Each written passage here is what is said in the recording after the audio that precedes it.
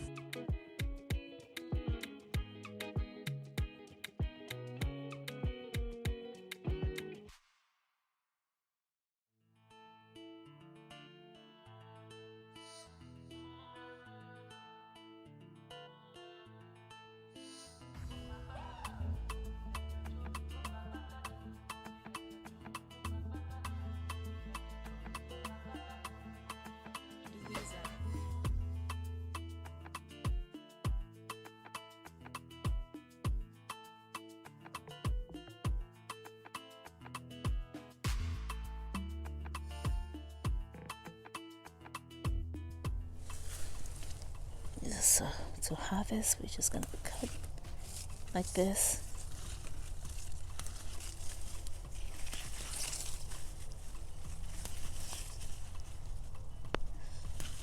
These are two tender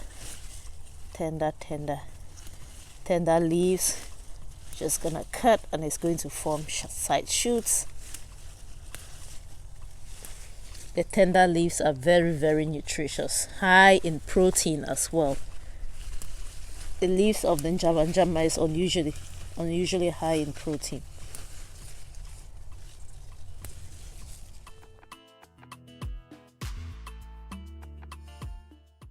So tell me, have you ever tried cultivating Njama Njama in containers? What has been your experience? Let me know. Is this something that you are willing to try?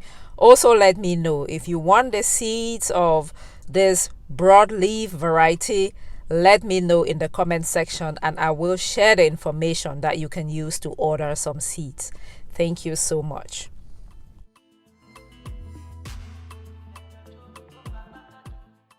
So guys, that is how you can cultivate Njama Njama in containers to get a massive harvest.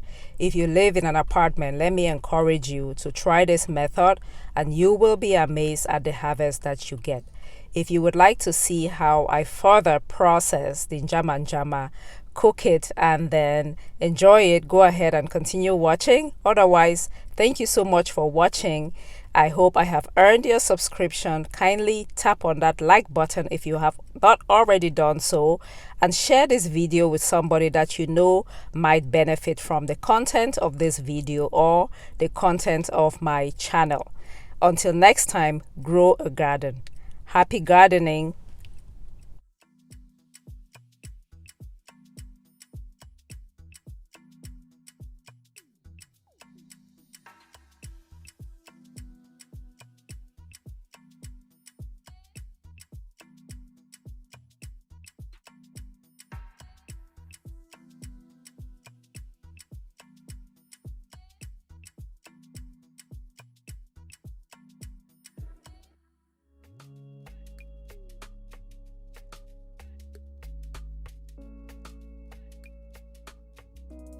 The reason